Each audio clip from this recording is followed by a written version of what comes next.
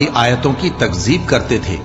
फिर उनकी जमात बंदी की जाएगी, यहां तक कि जब सब आ जाएंगे तो अल्लाह फरमाएगा कि क्या तुमने मेरी आयतों को झुटला दिया था, हालांकि तुमने अपने इल्म से उनका इहाता तो किया ही ना था। भला तुम क्या करते रहते थे? और उनके जुल्म के सबब उनके हक में वादा अजाब पूरा होकर रहेगा, तो वो बोल भी ना सकेंगे।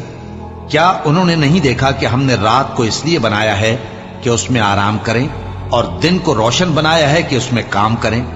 बेशक इसमें मोमिन लोगों के लिए निशानियां हैं। और जिस रोज सूर फूंका जाएगा तो जो लोग आसमानों में और जो जमीन में हैं सब घबरा उठेंगे, मगर वो जिसे अल्लाह चाहे, और सब उसके पास आजिज होकर चले आएंगे। और तुम पहाड़ों को देखते हो तो ख्याल करते हो कि मजबूत जमे हुए हैं, मगर वो उस रोज इस तरह उड़ते फिरेंगे जैसे बादल। ये अल्लाह की कारीगरी है जिसने हर चीज को मजबूत बनाया। बेशक वो तुम्हारे सब अफआल से बाखबर है। जो शख्स नेकी लेकर आएगा तो उसके लिए उससे बेहतर बदला तैयार है।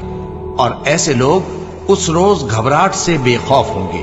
और जो बुराई लेकर आएगा तो ऐसे लोग औंधे मुंह दोजख में डाल दिए जाएंगे। तुमको तो उन्हीं अमाल का बदला मिलेगा जो तुम करते रहे हो। कह दो, मुझको यही इरशाद हुआ है कि इस शहर मक्का के मालिक की इबादत करूं जिसने इसको मुहतरम बनाया है और हर चीज उसी की है।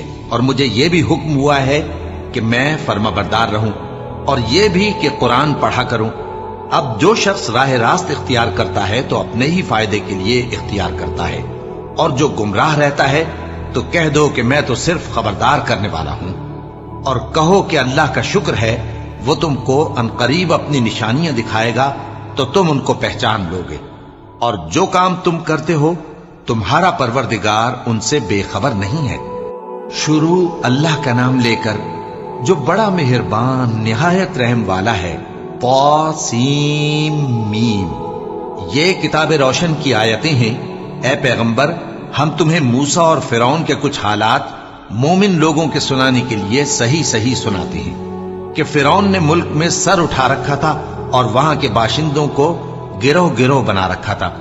उनमें से एक गिरोह को यहां तक कमजोर कर दिया था कि उनके बेटों को ज़बाह कर डालता और उनकी लड़कियों को जिंदा रहने देता।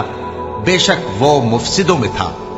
और हम चाहते थे कि जो लोग मुल्क में कमजोर कर दिए गए हैं उन पर एहसान करें और उनको पेशवा बनाएं और उन्हें मुल्क का वारिस बनाएं और मुल्क में उनको कुदरत दें और फिरौन और हामान और उनके लश्कर को वो चीज दिखा दें जिससे वो डरते थे।